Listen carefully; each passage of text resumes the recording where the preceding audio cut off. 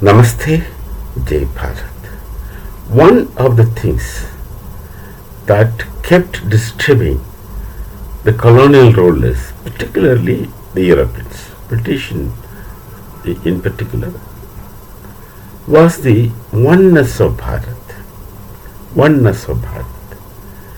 Machiavelli characters outrightly believes that it's because of the one Dharma, Hindu Dharma.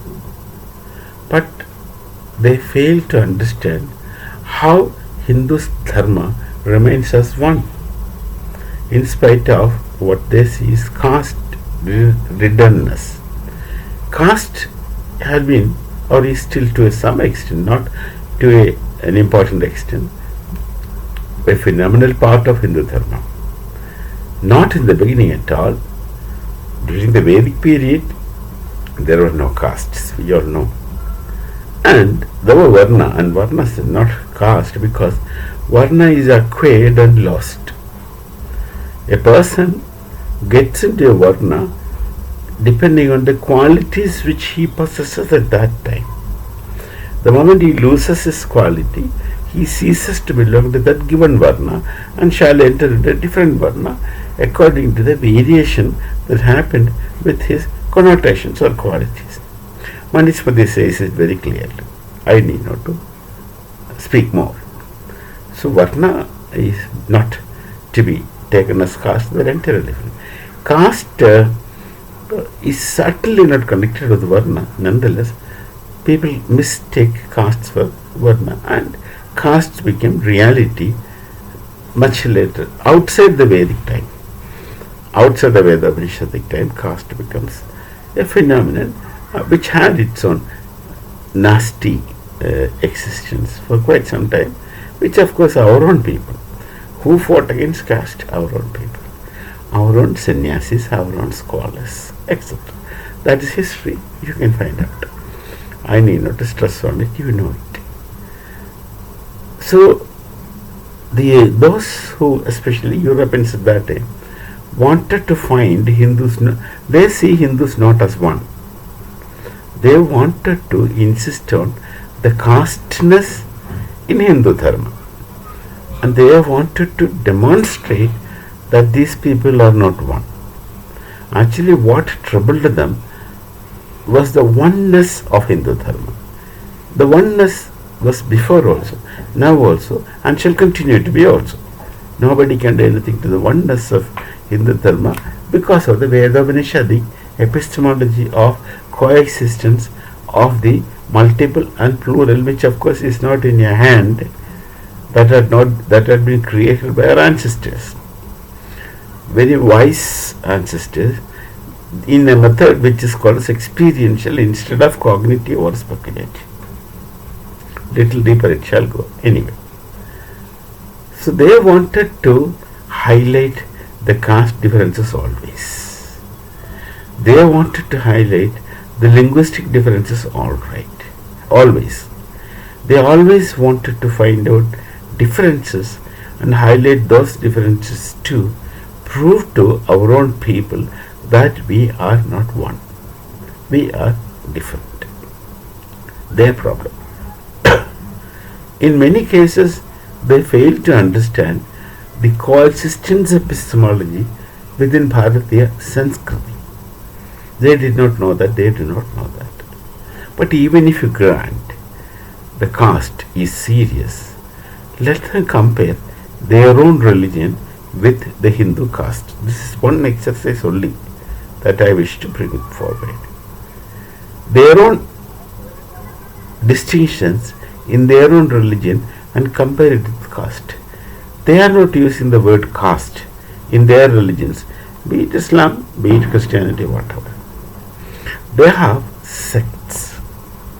Now you compare sects of both the religions with caste, which is more conspicuous and which is more divisive. Sects are rigid. People can change sects. When it is through marriages, etc., they can change sects. But they don't have They're under one place of worship. They have their own distinct place of worship where somebody from other sect does not go. That man can go provided he joins that sect. Without joining, he is not allowed to go. Not allowed in the sense he is not welcome. He doesn't go also. The changing of sect happens when someone marries, intermarries, etc. Then one has to join, another one has to join. It becomes very difficult for them to maintain their different sects and live as wife and husband with the approval of their authority. They can live outside the faith system. That's a different thing. But within the faith system, with the approval of their authority, they can't. Whereas you look at Hindu temples, temples don't have caste label. A Hindu goes to any temple. Who runs the temple, we don't care. And we have so many gods and goddesses. We have that infinite freedom to choose which deity for which purpose.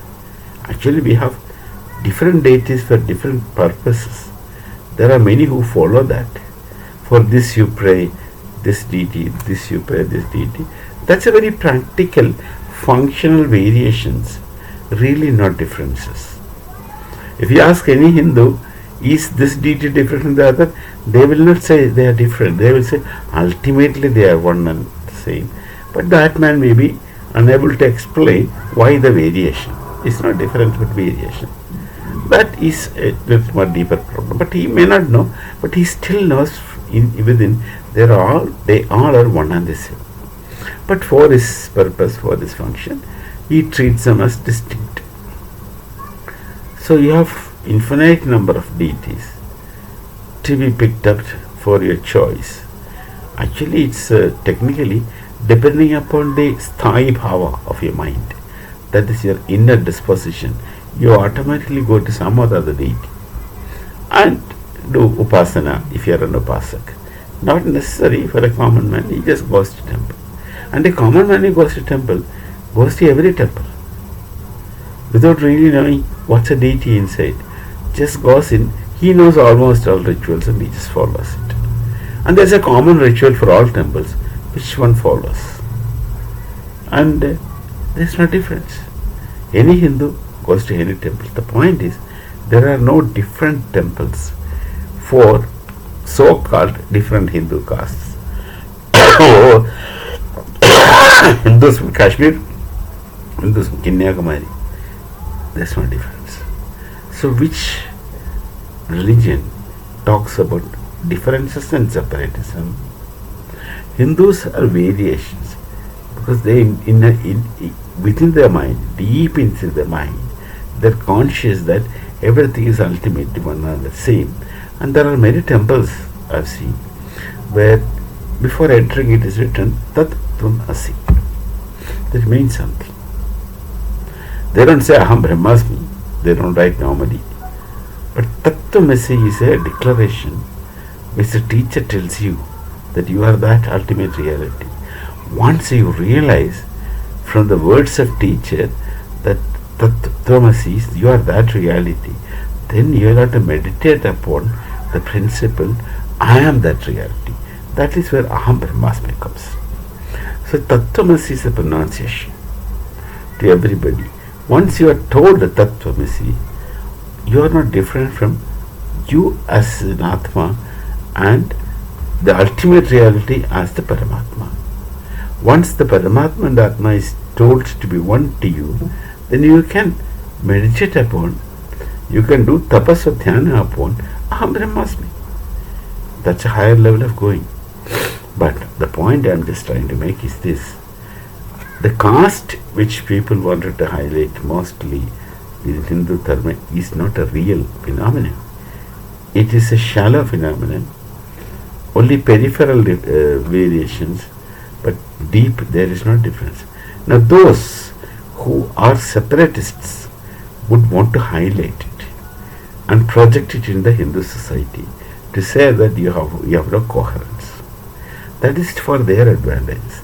The radicals will always say, the radical call to their own people is that keep the low castes with you. Use them against the high caste. This had been happening and is still happening. So Hindus should understand that they had been one and they will always continue to be one because of the Vedas, which teaches, instructs the oneness of Sanatanis. We shall meet again. Namaste. Jai Bharat, Jai Sri Ram.